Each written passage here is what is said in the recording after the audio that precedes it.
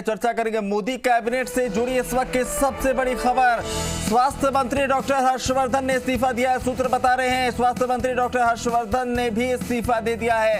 इस वक्त की बड़ी खबर, एक चौंकाने वाला ये फैसला कह सकते हैं। डॉक्टर हर्षवर्धन जो कि स्वास्थ्य मंत्री की भूमिका में नजर आ रहे थे, कोरोना काल में लगातार उन्होंने बेहतर काम किया और मुश्किल हालात में न सिर्फ भारत में किस तरीके से इस स्थितियों को संभाला जाए वो देखा, बल्कि WHO में भी उनका कद बढ़ा था, वहां भी कई महत्वपूर्ण जिम्मेदारियां निभा रहे थे। और अब जो खबरें सूत्रों के हवाले से आ रही है वो ये कि स्वास्थ्य मंत्री डॉक्टर हर्षवर्धन ने इस्तीफा दिया है। हालांकि औपचारिक तौर पर यह जानकारी अभी सामने नहीं आई, लेकिन सूत्र बता रहे हैं कि इस्तीफा स्वास्थ्य मंत्री डॉक्टर हर्षवर्धन ने भी दिया है। तो 6 नाम पहले और उसके बाद अब ये 7वां नाम और ये एक बड़ा नाम।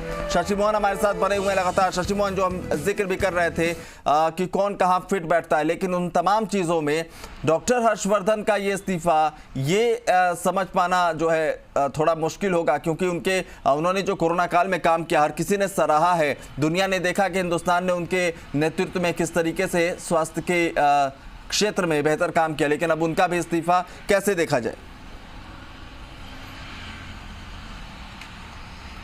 देखिए, राजनीति में सब कुछ संभव है, लेकिन इसको बहुत विस्तृत रूप में देखना होगा। और आप ये मान के चलिए कि हर्षवर्धन बीजेपी के लिए बहुत महत्वपूर्ण चेहरा है। हाँ। चाहे दिल्ली के चुनाव की बात हो, जब उनको मुख्यमंत्री प्रोजेक्ट किया गया था। हाँ। या फिर उनको संगठन में अलग अलग जिम्मेदारियां देने की बात हो। पहले भी वो केंद्र में विज्ञान और प्रौद्योगिकी मंत्रालय का प्रभार संभाल चुके हैं मोदी सरकार में।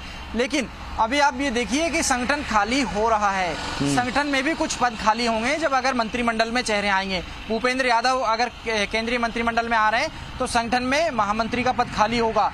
कई चेहरों को कई जगह एडजस्ट किया जाएगा। हालांकि हर्षवर्धन को जहां तक इस्तीफे की बात है, एक आप ये मान के चलिए कि हर गलती कीमत मांगती है। एक बड़ी गलती कई बार चर्चाओं में आती है, मीडिया की सुर्खियों में।